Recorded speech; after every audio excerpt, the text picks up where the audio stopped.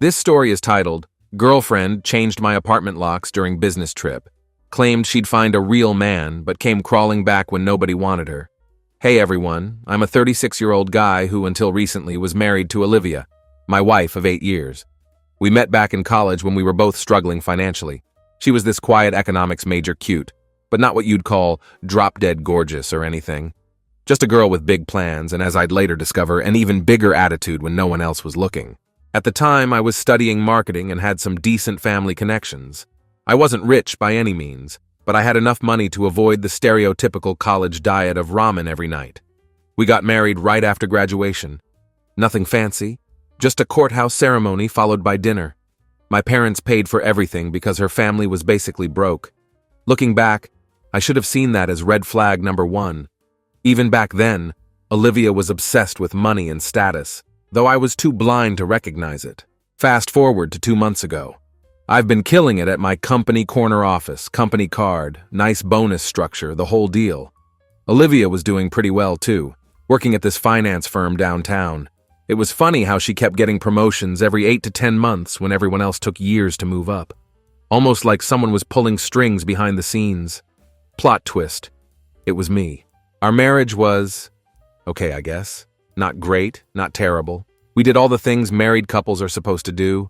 Dinner with friends, vacation pictures, maintaining that perfect Instagram life. But something always felt off. Like she was just going through the motions or waiting for something better to come along.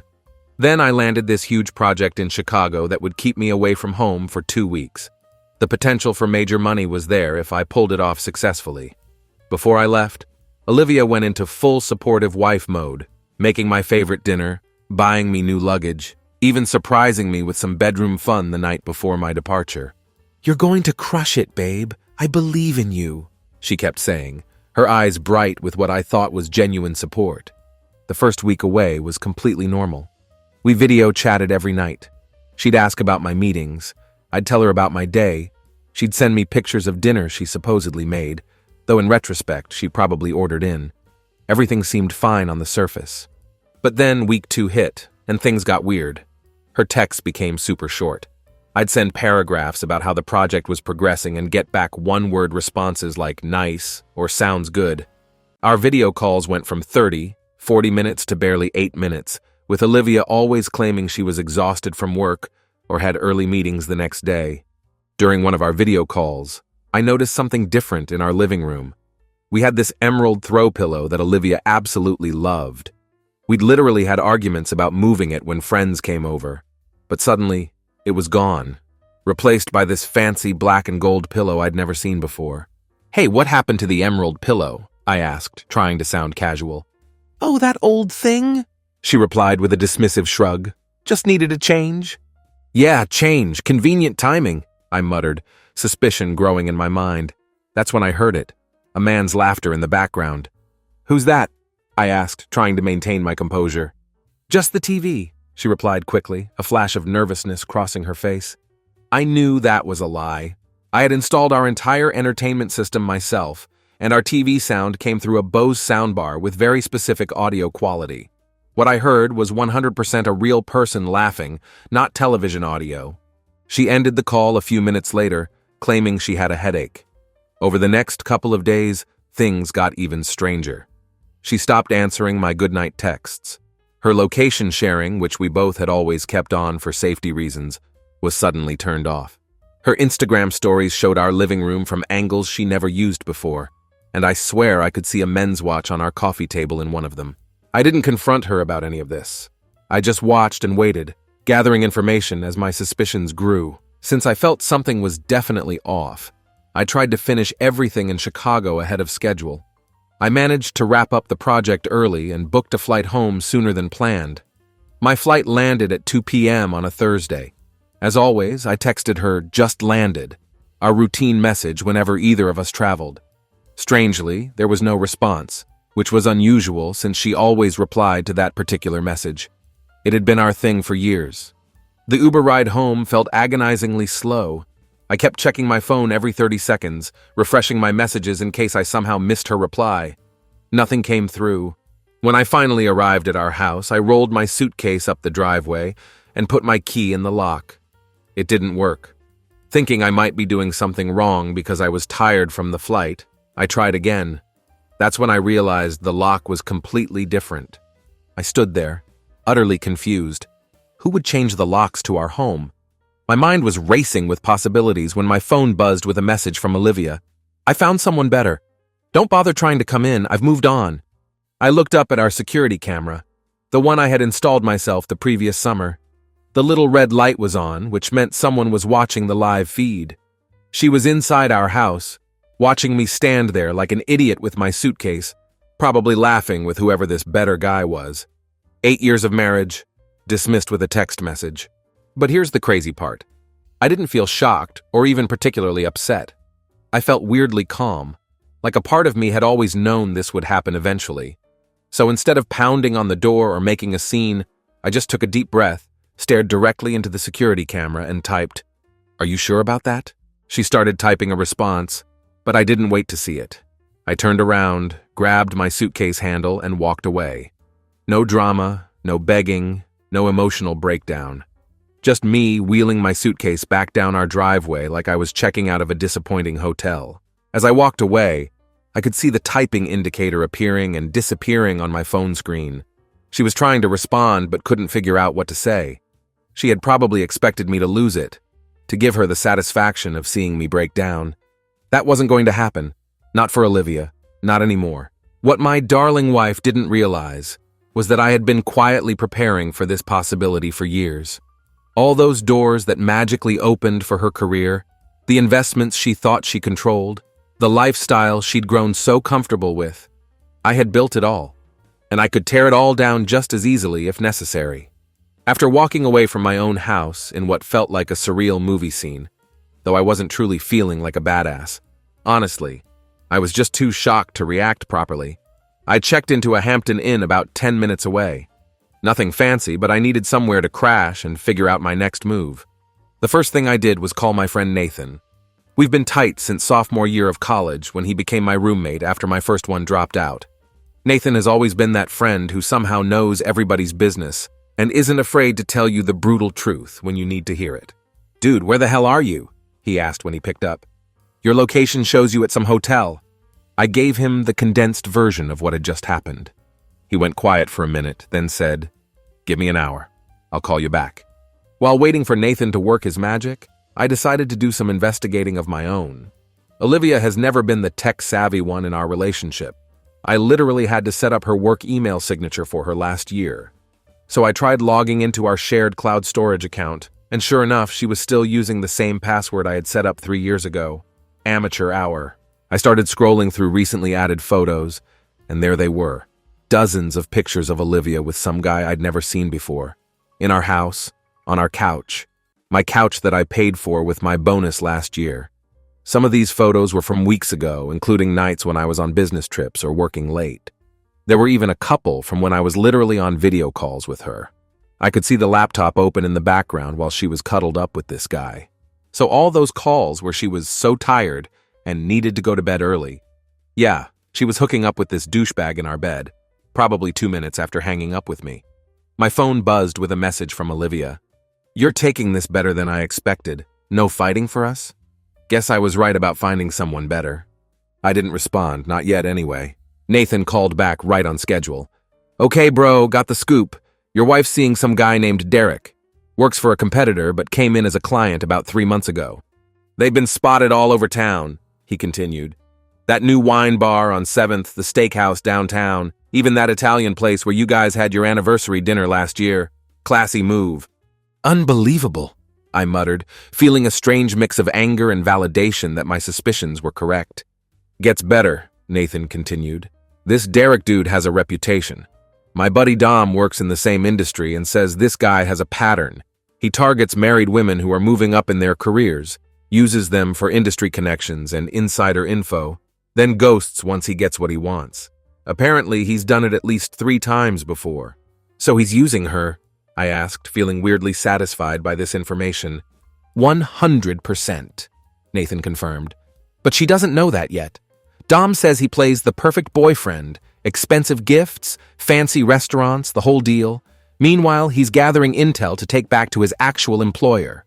This gave me an idea. I thanked Nathan and hung up, then scrolled through my contacts until I found the name I was looking for. Melissa. Melissa works with Olivia at the same firm. She's this stunning brunette with legs for days and an MBA from Wharton. Olivia has always been insanely jealous of her, constantly complaining about how Melissa dresses inappropriately and flirts with everyone's husbands at company events.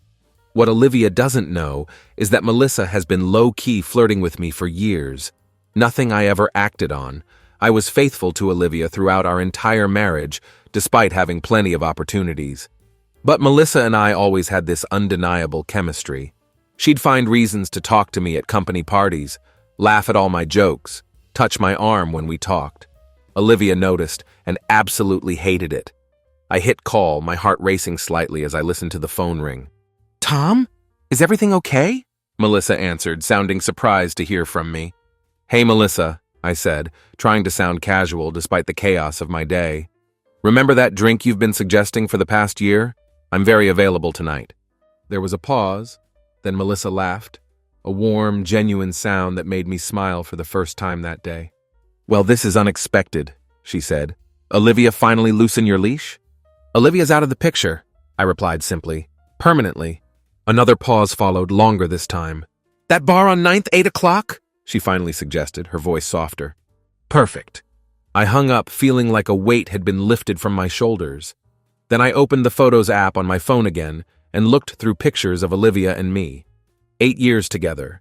And she throws it all away for some smooth-talking corporate spy. Part of me was angry, but another part, a larger part than I expected, was almost relieved. Like maybe I'd been waiting for an excuse to end things all along. I took a shower, put on my best jeans and button-down shirt, and headed out to meet Melissa. The whole Uber ride there, my phone kept buzzing with texts from Olivia. "What did you mean by that text, Tom? Please respond. We should talk about this like adults. Are you seriously ignoring me right now?" I turned my phone to silent and put it away. It was time to start the next phase of my life, and I wasn't going to let Olivia's drama interfere with it anymore. Melissa was already at the bar when I arrived, looking incredible in a little black dress that highlighted her figure perfectly. She stood up to hug me, and I caught at least 3 guys giving me envious looks as we embraced. We grabbed a table and ordered drinks, and for the first time in months, I found myself actually enjoying a conversation with a woman. Melissa was smart, funny, and didn't try to make me feel bad about my job or my interests.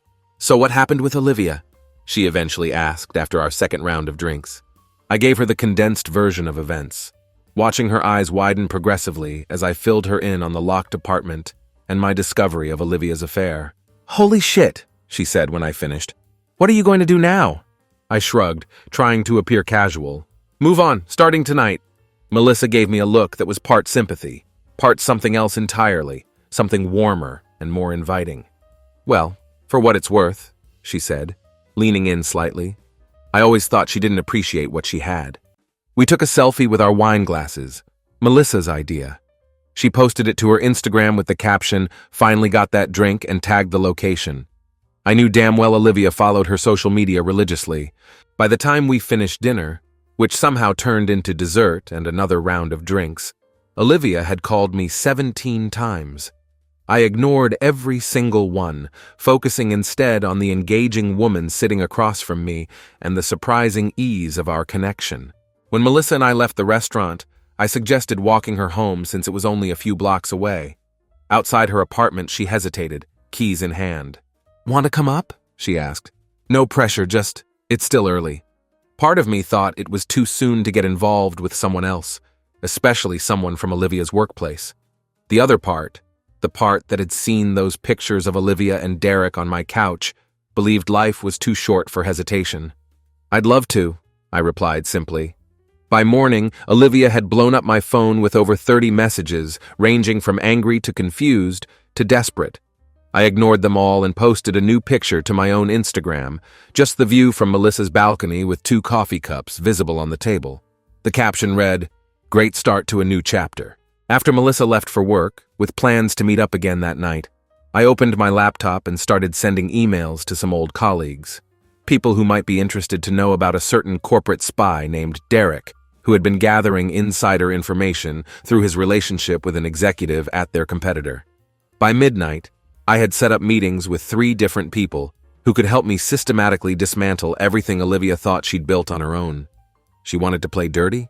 Fine, I invented the game. But here's something that Olivia never figured out. I didn't just help with her career. I basically built the whole damn thing from scratch. 5 years ago, Olivia was stuck as an assistant account manager, making peanuts and constantly getting passed over for promotions. She'd come home crying practically every other week about how Jessica got promoted instead of me, or they hired some new guy from outside instead of promoting me. She was always the victim, never considering that maybe she just wasn't that good at her job. I remember one night after another crying session about being overlooked, I decided to make some calls. My family isn't mega rich or anything, but we've got connections. My Uncle Rick was on the board of directors at this mid-size investment firm that was looking to expand their client base. I arranged a chance meeting between Olivia and the hiring manager at some charity event my mom organized. 2 weeks later, Olivia got an offer for senior account manager, basically skipping 2 levels from where she was before. She was over the moon, thinking it was all because of her amazing interview skills. But here's the thing. I didn't just make an introduction. I actually invested a pretty significant chunk of money, like $250,000 from my trust fund, in the firm, under a shell company called Turner Holdings. Turner is my mom's maiden name. Not exactly subtle, right? But Olivia never bothered to look into it. She was so excited about her fancy new business cards and corner office that she literally just signed wherever the HR lady pointed, including an agreement giving significant control to the silent investor who provided capital for her division's expansion. Guess who that investor was? Yep, yours truly. Anyway, I was in my hotel room the morning after staying at Melissa's place. That girl is wild, by the way. The things she can do with her tongue should be illegal in at least 12 states. And I was putting together my game plan. First move, figure out exactly what Olivia had been up to with company finances. Remember how I said I helped set up her accounts? Well, I also made sure I remained listed as an advisory consultant on most of them, which basically gave me backdoor access to see what she was spending. Not that I ever used it, I trusted her. Until now. I logged in, and holy shit, the spending in the last month was insane. A $9,000 designer couch, a $6,000 watch, a weekend trip to Napa Valley for client relations that cost over $5,000. All on the company card, all poorly disguised as business expenses. Then I got a call from Katie, Olivia's sister. We've always gotten along pretty well. She's the normal one in Olivia's family. "Tom, you busy? We need to talk," she said, her voice tense. "What's up?" I asked, still scrolling through Olivia's expense reports. "I can't keep quiet anymore. Derek, the guy Olivia's seeing, he's bad news. Like, really bad news. He's done this before, multiple times," she continued without waiting for my response. "Done what exactly?" I asked, though I already had a pretty good idea. "He targets women in positions like Olivia's, romances them, gets them to share confidential info, then disappears once he has what he needs. 3 women at other companies lost their jobs because of him last year." I wasn't even surprised at this point. "How do you know all this?" I asked. "Because Olivia's been asking me to hold documents for her. Said it was just in case things went south at work," Katie explained. "I looked at them last night, Tom. It's bad. She's been moving serious money around. Big purchases hidden as business expenses. And there are emails between her and Derek discussing confidential client information. Now we were getting somewhere." "Can you send me copies?" I asked. "Already did. Check your email." Sure enough, there they were in my inbox. Dozens of documents showing Olivia had been embezzling company funds and leaking confidential information to Derek. The files contained information about upcoming mergers, client portfolios, investment strategies, sensitive data that could literally tank the company if it got into the wrong hands. And the best part? All of it was sent from her work email, the one I helped set up, the one with the recovery phone number that went to my phone because Olivia was too busy to deal with IT security when she started. It was time to make some moves. First, I called my lawyer, Daniel. We play golf together sometimes, and he helped with my parents' estate planning. I gave him a rundown of the situation and emailed over the most important documents. "Jesus Christ, Tom," he said after reviewing the files. "This is serious stuff. Embezzlement, corporate espionage. She could face actual jail time for this." "I'm not looking to put her in jail," I explained. "I just want to make sure she doesn't walk away with everything we've built. Everything I've built. Daniel was quiet for a minute, processing the situation. Okay, here's what we do next. After our call, I texted Olivia. Just had an interesting chat about those expense reports, particularly the ones from last month. The couch looks great in our living room, by the way. Italian, right? The company might want to know where the money came from, though. Her response was immediate. What are you talking about? Oh, and Derek's history with the company makes for fascinating reading. 3 settlements in 2 years. Impressive resume. The typing indicator appeared and disappeared several times before her next message came through. Tom, we need to talk. After my meeting with the ethics committee tomorrow. Her panic was palpable through the screen. What meeting? I asked innocently. Tom, please, she replied, desperation evident in those 2 simple words. I didn't respond.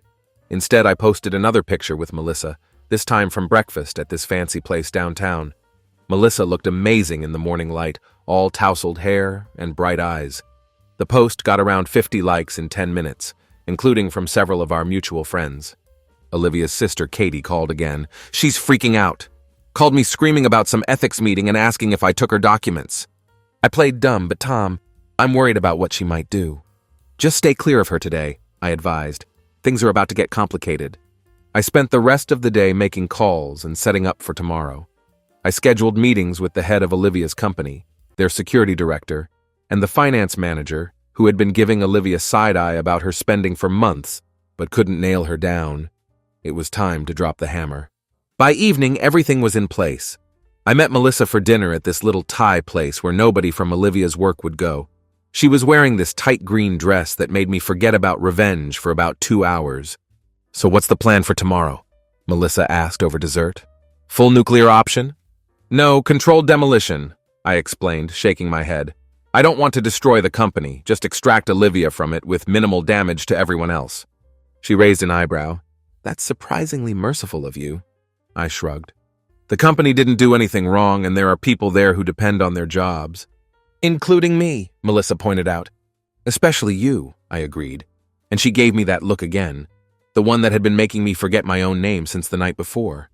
My phone buzzed with a notification from our home security system. Motion detected in the home office. I opened the app to see Olivia frantically going through filing cabinets, pulling out folders and throwing papers everywhere. She was looking for evidence, for the paperwork that would show how deep my involvement with her career went. What she didn't know was that all the important documents were in a safe deposit box across town. The safe behind our honeymoon photo that she was currently trying to pry open contained nothing but a single note I had left there months ago. You should have read the fine print. I showed Melissa the security feed and she nearly spit out her wine laughing. Oh my God, she looks insane, Melissa exclaimed, watching the footage with wide eyes. Olivia called 7 more times that night. I let them all go to voicemail. The last one, she was actually crying. Tom, please. Whatever you think you know, it's not what it looks like. Her voice wavered through the speaker. Derek isn't who you think he is. He's been helping me with my career. Please just call me back before you do something we'll both regret. Too late for that, Olivia. About 8 years too late. I fell asleep in Melissa's bed with a strange sense of peace.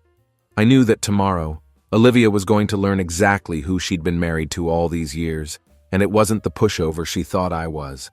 The last thing I did before falling asleep was send one final text to Olivia. Check your email at 8 a.m. tomorrow. Pay special attention to the attachment from March 15th. March 15th, the day she signed the partnership agreement 5 years ago. The one she clearly never read carefully enough. Game on. I woke up at 5:30 a.m. feeling like it was Christmas morning. Today was the day Olivia would realize exactly how screwed she was. I carefully slid out of bed, trying not to wake Melissa, and grabbed my laptop. First order of business, sending that email I promised Olivia. I attached the partnership agreement from 5 years ago, the one where she's clearly listed as a managing partner whose position is contingent on approval from Turner Holdings, the one that gives the primary investor, aka me, authority to review all financial decisions, the one with a very specific clause about ethical violations resulting in immediate asset review. I also attached screenshots of her expense reports for the last 3 months, with all the personal purchases highlighted in bright yellow. The $9,000 couch, the $6,000 watch she bought Derek, the weekend trips. all neatly categorized and cross-referenced with social media posts proving they were personal expenses, not business-related. I included screenshots of her emails with Derek discussing confidential client information she had absolutely no right to share with anyone, let alone an employee of a competing firm. I hit send at exactly 8 a.m., then opened the home security app to watch the show. Sure enough, Olivia was in the kitchen with her phone, still wearing yesterday's clothes. She looked like hell, mascara smeared, hair a mess. I guess she had a rough night destroying our home office looking for documents that weren't there. Her phone pinged. She picked it up, opened the email, and I wish the camera had better resolution because watching the color drain from her face was priceless. She dropped into a chair, scrolling frantically through the attachments. Then she started calling me again. I declined the call and texted, "No time to talk, meeting the CEO in 30 minutes. That got her moving. She ran upstairs, presumably to shower and change. Meanwhile, I was getting dressed myself, putting on my best suit, the one Olivia always said made me look intimidatingly successful. I grabbed an Uber to Olivia's company headquarters, this fancy glass building downtown that practically screamed, "We manage rich people's money here." The receptionist buzzed me into the main conference room where the CEO and executive team were waiting. When I walked in, the company bigwigs were already there, including a woman I'll call Gloria, the finance lady who'd always looked at Olivia suspiciously. "Tom," the CEO stood to shake my hand. "Thanks for bringing this to our attention." The door burst open and Olivia rushed in, looking like she got dressed in a tornado, hair still wet, blouse buttoned wrong. A complete mess. "Tom? What are you doing here?" Her voice cracked when she saw me. I smiled pleasantly. "Just showing your bosses how you've been stealing company money and leaking secrets." "That's..." Olivia sputtered, then suddenly her eyes narrowed. "Wait, I saw you with Melissa last night. You posted it on Instagram. Is that what this is about?" I ignored her accusation and slid the folder toward the CEO. Bank statements, expense reports, and emails showing everything. "This is revenge because I cheated!" Olivia yelled, getting louder. "You're fucking my coworker and now you're trying to destroy me!" The CEO cleared his throat. "Olivia, your personal drama isn't our concern. The $9,000 couch and leaked documents, however, are..." "This is all because of Melissa!" Olivia screamed, completely losing it. "She's wanted him for years. They planned this together." "Derek Marshall was caught trying to access our servers this morning," Gloria cut in coldly. "Security removed him from the building." Olivia collapsed into a chair, the fight draining out of her. That's not possible," she mumbled, then looked up at me. "But how did you access everything?" "Turner Holdings," I replied calmly. "That's me. I'm your silent investor." The color drained from her face as everything clicked into place. You set me up," she whispered. "No, you set yourself up," I replied. "I just built in a failsafe." As security escorted her out, she turned back with tears streaming down her face. Was it worth it? Destroying me just to be with her? How long have you two been planning this? "This has nothing to do with Melissa," I replied. "This is about your choices, the embezzlement, the corporate espionage. Cheating was just the beginning." "You, Tom," she spat. "You'll regret this." After security led Olivia away, the CEO turned to me. "That was intense. You okay?" "I'm fine," I said. "Just glad it's over." "We owe you for catching this," he said. "Could have cost us millions if it continued. We'll handle it quietly. She can resign or face charges." We wrapped up the meeting in about 20 minutes. As I was leaving, the CEO added, "For what it's worth, I'm sorry about your marriage, but the company appreciates your discretion." I nodded and headed out, seeing no need to explain that I'd been planning for this possibility for years. As I was leaving the building, my phone exploded with notifications. Nathan had texted, "Dude, check your security cameras! Olivia's destroying your house!" I pulled up the app to see Olivia throwing things and screaming. She was tearing through drawers and smashing picture frames. I couldn't hear the audio, but it was clear she'd completely lost it. I texted Nathan back, "Let her rage.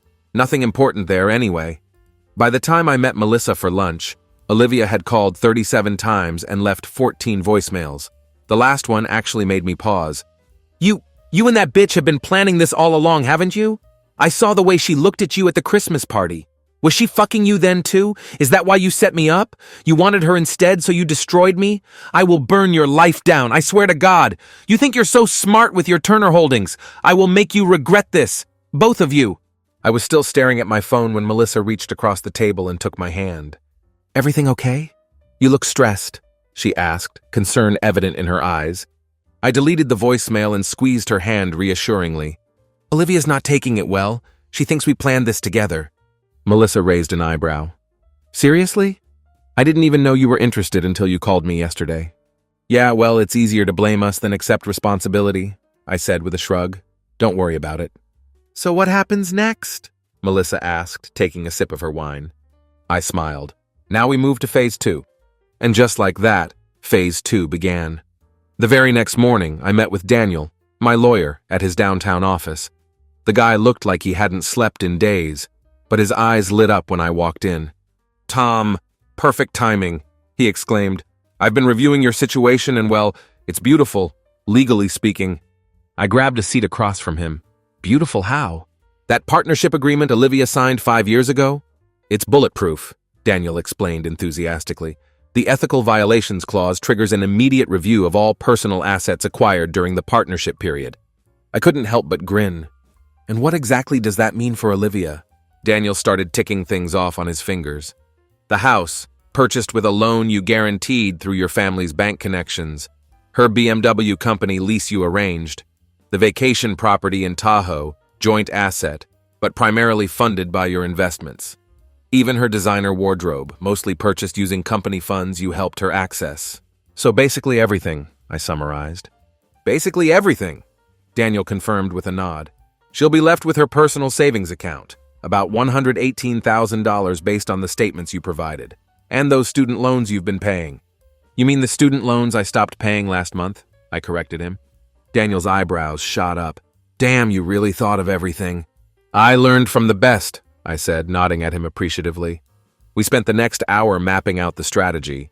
By noon, papers were filed, accounts were frozen, and the wheels of justice started turning, slowly, but definitely, in my direction. I headed back to the hotel to find Melissa waiting in the lobby, looking stunning as always. "How'd it go with the lawyer?" she asked as we walked to a nearby cafe for lunch. "Let's just say Olivia's about to learn what financial ruin really means," I replied. Melissa winced. "You sound brutal. Deserved, but brutal." I shrugged. "She didn't just cheat on me. She tried to completely torch my career, too. If I hadn't fed her fake information about those projects, I could have been implicated in insider trading. I could have faced actual jail time." "When you put it that way," Melissa nodded slowly, "I see your point. Still," she continued after a moment, "people at work already think I'm the reason your marriage ended." "Let them think whatever they want," I replied, reaching for her hand across the table. "We know the truth, which is that Olivia demolished our marriage all by herself, and you're just the smart, gorgeous woman who happened to be in the right place at the right time." Melissa smiled at that. "Smooth talker. No wonder Olivia's telling everyone you manipulated her." My phone buzzed with a text from Katie. Olivia showed up at my apartment at 3 a.m. completely hysterical, screaming about how I betrayed her by giving you those documents. I arranged to meet Katie at the hotel lobby after lunch. When she arrived, she looked exhausted, with dark circles under her eyes. "You okay?" I asked, genuinely concerned. Katie had always been the normal one in Olivia's family.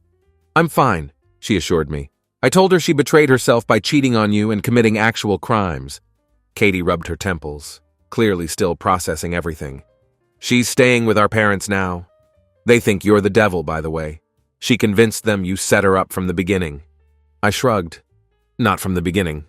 Just from the moment I realized she was the kind of person who might need setting up." Katie actually laughed at that. "You know what the craziest part is?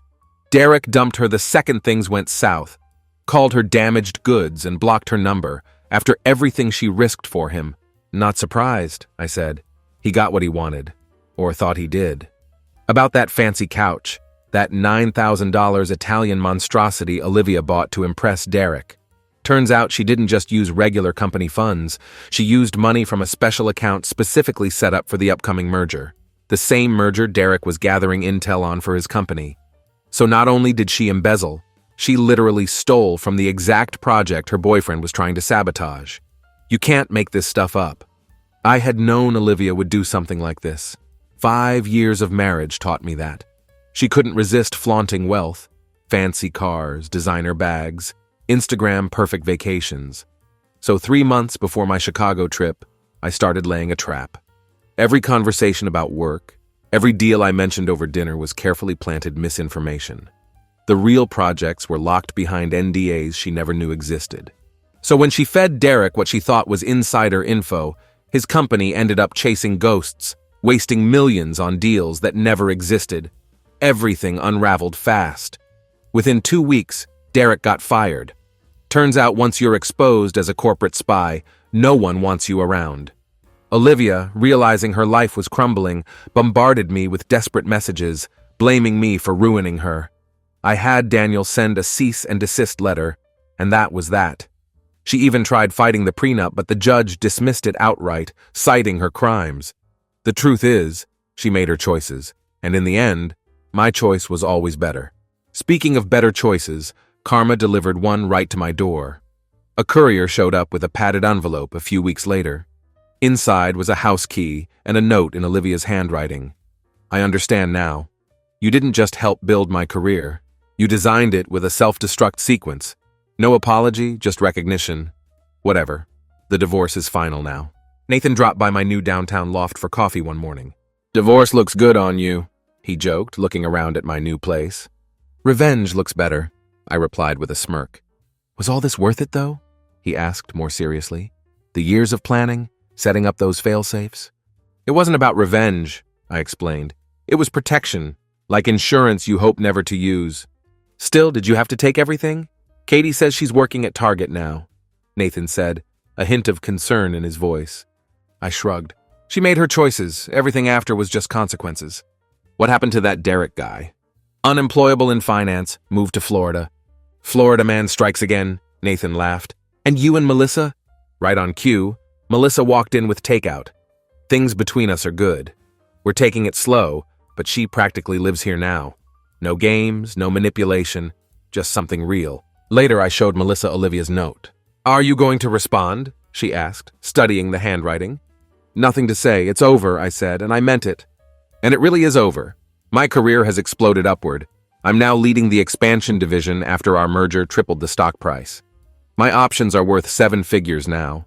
Olivia could have shared in all this, but instead, she's living in her childhood bedroom and working retail. The final piece of irony? That $9,000 couch Olivia bought with company money now sits in my corner office, a trophy symbolizing her downfall. Katie texted me yesterday. Olivia saw your promotion announcement, cried for hours. From an unknown number I received, you planned this all along, didn't you? I didn't respond. Some questions answer themselves. Would I have triggered those fail-safes if she hadn't cheated? No. I built them for protection, not destruction. But once she crossed that line and put my career at risk, all bets were off. You know what the best revenge is? Melissa asked last night as we were getting ready for bed. What's that? I asked. Living well, she murmured, snuggling closer. And you're crushing it. She's right. The best revenge isn't destroying someone's world. It's letting them destroy it themselves while thinking they're winning, then building something better from the ruins. Olivia thought she found someone better. Turns out I did. Sometimes the best things in life aren't free. They're just paid for by someone else's mistakes.